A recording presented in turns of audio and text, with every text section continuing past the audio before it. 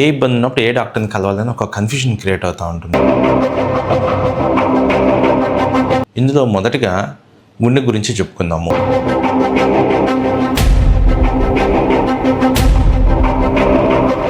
ఇది ఒక సిరీస్ లాగా చాలా వీడియోస్ చేసి చెప్దాం అనుకుంటున్నాను.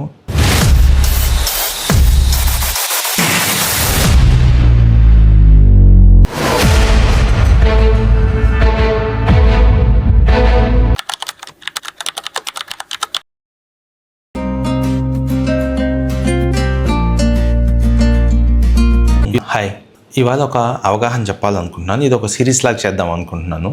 చాలామంది పేషెంట్స్ వచ్చినప్పుడు మాకు ఏ డాక్టర్ దగ్గరికి వెళ్ళాలి? సరే, పేషెంట్సే కదా, చాలామందికి సమాజంలో మెడికల్ వైద్యపరంగా ఏ ఇబ్బంది ఉన్నప్పుడు ఏ డాక్టర్ని కలవాలని ఒక కన్ఫ్యూజన్ క్రియేట్ అవుతూ ఉంటుంది. ఈ కన్ఫ్యూజన్ని క్లియర్ చేసి దానికి సంబంధించిన డాక్టర్ని సంప్రదించేలాగా ఈ వీడియో ఉపయోగపడుతుంది. ఇది ఒక సిరీస్ లాగా చాలా వీడియోస్ చేసి చెప్దాం అనుకుంటున్నాను. ఈ అవగాహన, అపోహలు తొలగించడానికి వీడియో బాగా ఉపయోగపడుతుంది. ఇందులో మొదటిగా గుండె గురించి చెప్పుకుందాము, గ్యాస్ గురించి చెప్పుకుందాము. చాలామందికి కామన్గా గ్యాస్ ఉంటుంది, గుండె నొప్పి కొంతమందికే ఉంటుంది. ఈ గ్యాస్ గుండె నొప్పి నుంచి ఎలా విడదీయాలి? ఇది గుండె నొప్పి, గ్యాసా, లేదా పొట్టలో ఇంక వేరే సమస్యనా అనేది తేల్చుకోవాల్సి వస్తుంది. ముందుగా ఛాతీ నొప్పి వచ్చింది, కుడి ఎడమ అంతే.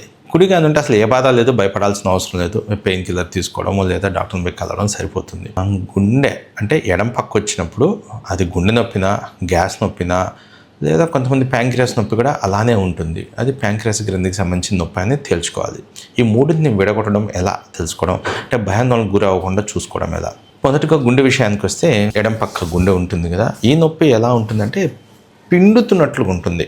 ఏదో ఒక బాధ, ఒక విధమైన బాధగా ఉంటుంది. కొద్ది దూరం నడిస్తే ఎక్కువడం అట్లా ఉంటుంది. అది నొప్పి అక్కడే ఉండకుండా చేతికి, ఎడమ చేతికి లోపల భాగంలో రావడము, దీన్ని ఫోరామ్ అంటాం, ఇక్కడ వరకు రావడం, మధ్య వరకు రావడం ఎక్కువగా ఉంటుంది. అంతేకాకుండా ఈ నొప్పి చేతికే కాకుండా మెడకి, దవడకి, కొంతమందిలో వీపు వెనక దాకా వెళ్తూ ఉంటుంది. సో గుండె నొప్పి పట్టినట్లుగా ఉండి చేతికి, వీపుకి, మెడకి, దవడ దాకా వెళ్తుంటే అది గుండె నొప్పిగా పరిగణించాలి. ఈ గుండె నొప్పికి ఇంకేం కలిసి ఉంటాయంటే కొంతమందికి ఆయాసంగా ఉండొచ్చు, కొంతమందికి చెమటలు పడుతూ ఉండొచ్చు, గాలి తీసుకునేందుకు ఇబ్బంది పడుతూ ఉండొచ్చు. ఇది ఉంటే ఖచ్చితంగా వెంటనే గుండె డాక్టర్ని కలవడం మంచిది. ఎక్కువ శాతం మందిలో ఈ నొప్పి గ్యాస్ నొప్పి అనేసి వదిలేసి చాలామందికి సడన్ డెత్స్ దాకా అవుతూ ఉంటుంది. సో ఇది అవాయిడ్ చేసే దానికోసమే ఈ అవగాహన. గ్యాస్ ఎలా ఉంటుందంటే ఇంచుమించు మధ్యలో ఉంటుంది, అదొక విధమైన మంటగా ఉంటుంది, పైకి తేపుల రూపంలో పైకి రావడం అంటుగా ఉండడం ఉంటుంది. కొంతమందిలో ఈ నొప్పి వీపు దాకా కూడా వెళ్తూ ఉంటుంది. సరే, ఈ నొప్పిని గుండె నొప్పి నుంచి ఎలా విడదీయడం అంటే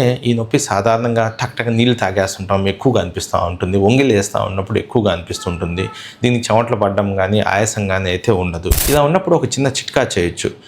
మార్కెట్లో ఈనో ప్యాకెట్స్ దొరుకుతుంటాయి. అది లేని పక్షాన మనం ఏం చేయాలంటే మజ్జిగలో 1 నుంచి 2 చిటికెడు సోడా ఉప్పు వేసి తీసుకున్నట్లయితే చాలా వరకు ఉపశమనం ఉంటుంది. ఈ నొప్పి అక్కడే ఉంటుంది, చేతికి కానీ కొంచెం దవడలకు కానీ మెడ దాకా అయితే వెళ్ళదు, ఆయాసం ఉండదు. సో ఛాతీ నొప్పి ఉన్నప్పుడు ఆయాసం ఉందా లేదా, దవడకు వెళ్తుందా లేదా, చేతికి వెళ్తుందా లేదా, ఏదైనా చిట్కాలు చేసినప్పుడు తగ్గుతుందా లేదా అని గమనించండి. తగ్గకపోతే మాత్రము వెంటనే డాక్టర్ని కలవండి. ఇదే విధంగా ప్యాంక్రియాస్ నుంచి వచ్చే నొప్పి కూడా పొట్ట భాగం దగ్గరే ఉంటుంది.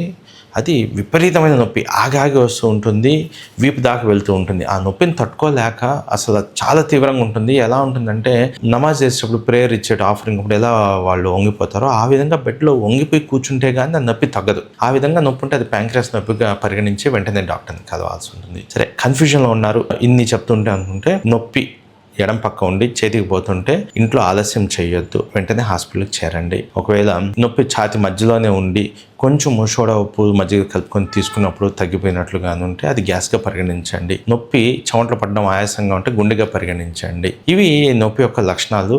వీటిని మీరు గమనించుకుని ఇమీడియట్గా యాక్షన్ తీసుకున్నట్లయితే చాలా పెద్ద ఇబ్బందుల నుంచి తప్పించుకోగలరు. సో నెక్స్ట్ సిరీస్లో ఇంకోటి చెప్తాను.